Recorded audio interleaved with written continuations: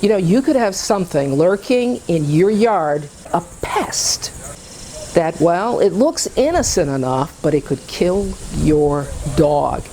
And I'm going to tell you what it is and how to prevent it coming up next.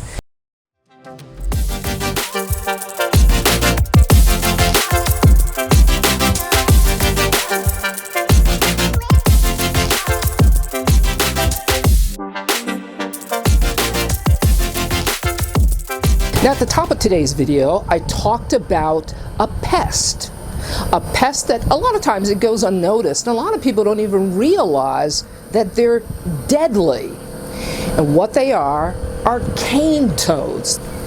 Though they're native to Central and South America, you can find them in the Caribbean, Hawaii, Australia, and in Florida because they were introduced to help control pests that were destroying the cane crop. They are evasive and prolific breeders. In fact, I was catching a couple each evening in my yard. So maybe you're thinking, Lee, I don't live in any of those areas, so I'm not really all that concerned. But what I want to tell you is this. Florida, like many parts of the world, are vacation destinations. And if you travel with your pets, this is stuff you want to know, because if you're staying in an Airbnb that has a yard, obviously, you'll want to know if your dog or your cat, if they're in any danger. Maybe you're wondering, how is it that they're deadly, Leah? Well, here's the thing. They have poison glands right behind the head. And if your dog has a tendency to chase things, if they're retrievers and they grab that toad, a toxin is released. And that poison enters the bloodstream very, very quickly and can kill your pet within minutes. My dog Zach, he's a retriever, and I've had to rush him to the vet twice because of cane toads. So this is what you want to look out for.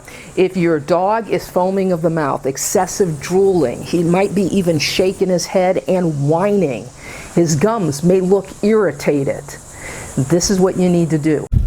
You want to wipe out your pet's mouth immediately. Grab a wet paper towel, a wet cloth, and wipe off his gums and tongue.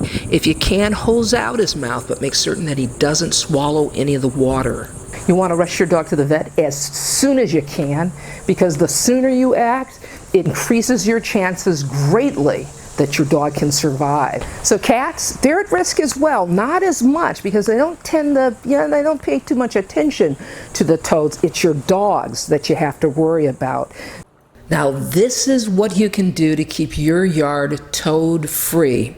Number one, get rid of standing water, and that includes your dog's water dish.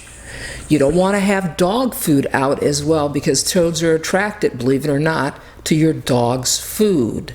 Now, fencing can be effective, but you have to make certain that if you have any gaps or openings, that you close those up. Now, one of the things that I've used in my yard is pipe insulation, and I use this to fill up the gaps in the fence where toads are known to come through.